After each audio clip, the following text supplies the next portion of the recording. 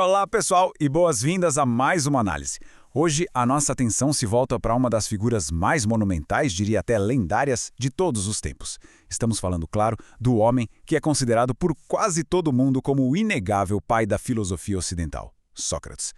A simples menção desse nome já traz à mente aquela imagem clássica de sabedoria antiga, de pessoas debatendo profundamente nas ruas de Atenas.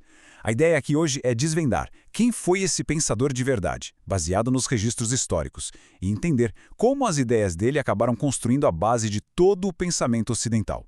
Mas olha só, logo de cara a gente já tropeça em um mistério simplesmente fascinante. Certo, vamos mergulhar nisso. Pois é, esse é sem dúvida o maior paradoxo histórico quando a gente estuda a antiguidade. Pensa bem, como é possível que o pensador mais influente de uma civilização inteira, o cara que literalmente fundou a nossa maneira de filosofar, não tenha escrito uma única palavra? Nem um papiro, nem um pedaço de pergaminho, absolutamente nada. A resposta para isso é chocante, mas explica perfeitamente a essência de quem ele era e como ele enxergava o mundo ao redor. O que nos leva à parte 1, o pai da filosofia. E isso ilustra brilhantemente o que tornou a abordagem dele tão revolucionária na Grécia Antiga. Antes do Sócrates aparecer, o pessoal que a gente chama de pré-socráticos estava focado em tentar explicar a origem do universo e da natureza. Eles ficavam olhando para as estrelas, tentando entender de onde vinha a matéria, os elementos, tudo muito astronômico. O Sócrates mudou o jogo. Ele trouxe a filosofia literalmente de volta para a Terra. O foco passou a ser o ser humano, a moral, a ética, a política. Foi uma revolução absoluta. De uma hora para outra, a grande questão deixou de ser do que as estrelas são feitas e passou a ser como a gente deve viver em sociedade. Parte 2. O grande enigma socrático.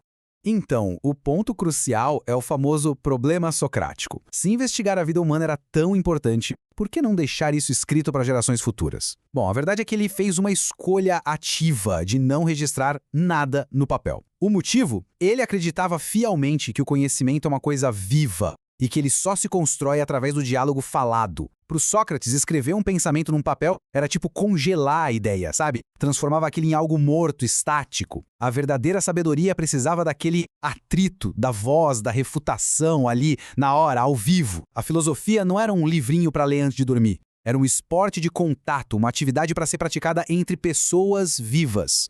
Chegamos à parte 3, as testemunhas da história. Já que ele nunca usou uma caneta na vida, a gente precisa recorrer aos outros para entender a mente desse gênio. É como tentar estudar um buraco negro olhando só para a luz das estrelas que gigam em volta dele. Temos aqui 3 lentes históricas principais. E o mais maluco é como cada contemporâneo viu Sócrates de um jeito totalmente diferente.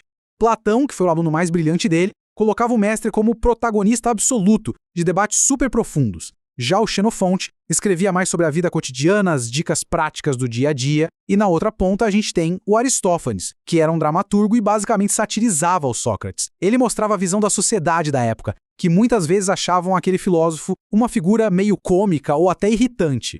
Agora, dando um destaque para as obras do Platão, que são as mais famosas de longe, a gente encontra pesos pesados da literatura como A República, O Banquete e Fédon. Mas tem um texto específico que é de cair o queixo, a Apologia de Sócrates. Esse é o relato do discurso de defesa dele no Tribunal de Atenas. É nesse momento que a gente vê um nível de integridade surreal, uma disposição de manter a verdade acima da própria vida. E para entender como alguém chega nesse nível de convicção diante da morte, a gente precisa entender qual era a ferramenta de trabalho dele. Parte 4. O método socrático.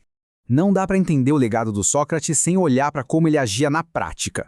Imagina a cena, as praças de Atenas superlotadas, gente vendendo coisas, debatendo política, aquela confusão. Era exatamente ali que a mágica acontecia, dividida em 2 passos. O passo 1 era a ironia, mas não para ofender. Ele começava a fazer um monte de perguntas propositais até a pessoa perceber que na verdade não sabia quase nada do que estava falando. Destruía a falsa confiança. Imagina a exaustão de tentar comprar um pão no mercado e acabar um debate desconstruindo todas as nossas certezas da vida. Assim que a pessoa admitia a ignorância, entrava o passo 2, a maiêutica. Ele começava a fazer perguntas extremamente cirúrgicas para guiar a pessoa até que ela mesma construísse a verdade, do zero.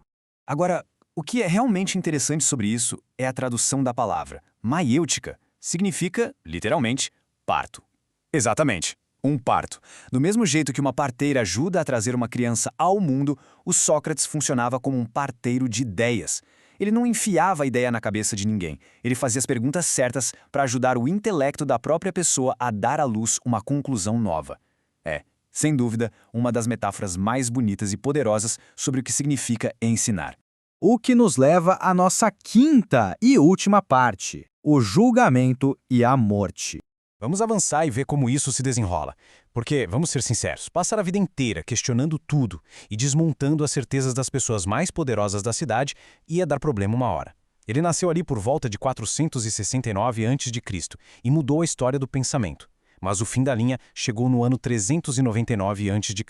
Um tribunal ateniense sentenciou Sócrates à morte. A execução, beber um veneno fortíssimo chamado cicuta. Um desfecho sombrio e fatal para uma vida dedicada inteiramente à busca do conhecimento. E o que motivou uma pena tão extrema? Mantendo a neutralidade aqui, e olhando apenas para os registros históricos, foram duas as acusações oficiais. Primeira, corromper a juventude. Os jovens adoravam o método dele de questionar a autoridade, e as autoridades, bom, odiavam isso. A segunda acusação foi impiedade, ou seja, não acreditar nos deuses oficiais da cidade de Atenas. Diante disso, em vez de fugir para outra cidade e viver no exílio, ele preferiu acatar a lei de Atenas. Ele defendeu sua postura até o último instante. Tudo isso culmina na frase mais icônica de todos os tempos: só sei que nada sei. Tem uma ironia simplesmente genial aí. O cara que a história inteira aplaude como o mais sábio de Atenas é exatamente aquele que batia no peito para assumir a sua ignorância total. Mas faz todo sentido. Aceitar que não sabemos é o pré-requisito fundamental do método dele. A arrogância de achar que já sabemos de tudo é a maior barreira que existe para aprender algo novo. Para fechar nossa análise de hoje, fica uma provocação que atravessa os milênios e bate direto na nossa porta. Se a mente mais brilhante da antiguidade, o fundador do nosso pensamento ocidental, baseou a vida dele na premissa de que não sabia de nada, quais são as certezas absolutas que a gente está sustentando hoje em dia e que deveriam ser questionadas para ontem? Fica essa reflexão. O verdadeiro aprendizado só começa quando a gente reconhece o tamanho da própria ignorância. Muito obrigado pela companhia em mais essa jornada e até a próxima análise.